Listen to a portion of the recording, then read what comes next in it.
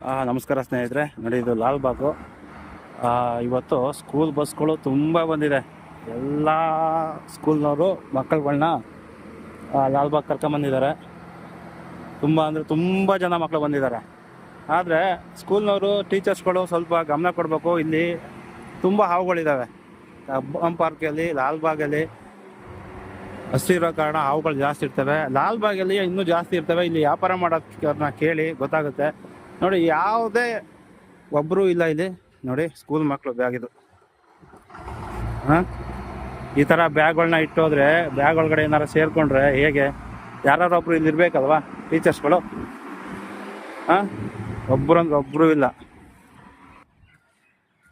ಈ ಥರ ಅವ್ರು ಇಷ್ಟ ಬಂದಾಗೆ ಬ್ಯಾಗ್ಗಳು ಬಿಟ್ಟು ಹೋಗೋದು.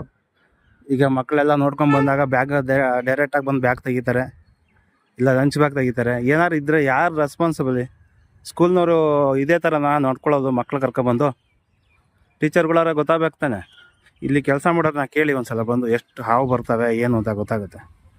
ಅವ್ರಿಗೆ ಭಯ ಆಗುತ್ತೆ. ಇಲ್ಲಿ ಬಂದು ಬೆಳಗ್ಗೆ ಬಂದು ಓಪನ್ ಮಾಡೋಕ್ಕೆ ಭಯ ಬೀಳ್ತಾರಂತೆ. ಅವ್ರಿಗೆ ಡೈಲಿ ಇಲ್ಲಾಂದರೆ ಒಂದು 5-6 ಸಿಗುತ್ತೆ ಬರೀ ಓಪನ್ ಮಾಡೋಕೆ.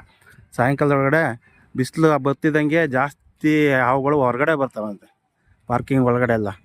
ಇಂಥ ಟೈಮಲ್ಲಿ ನೀವು ಬ್ಯಾಗ ಹಿಂಗೆ ಬಿಟ್ಟು ಹೋದರೆ ಹೇಗೆ ಹೇಳಿ? ಆದಷ್ಟು ಸ್ಕೂಲ್ನವರು, ಪೇರೆಂಟ್ಸ್ಗಳು, ಹಾಗೆ ಟೀಚರ್ಸು ಮೇನು ಹೊರಗಡೆ ಕರ್ಕೊಂಡೋದ ಮಕ್ಕಳ ಬಗ್ಗೆ ಆದಷ್ಟು ಕೇರ್ ವಹಿಸಿ.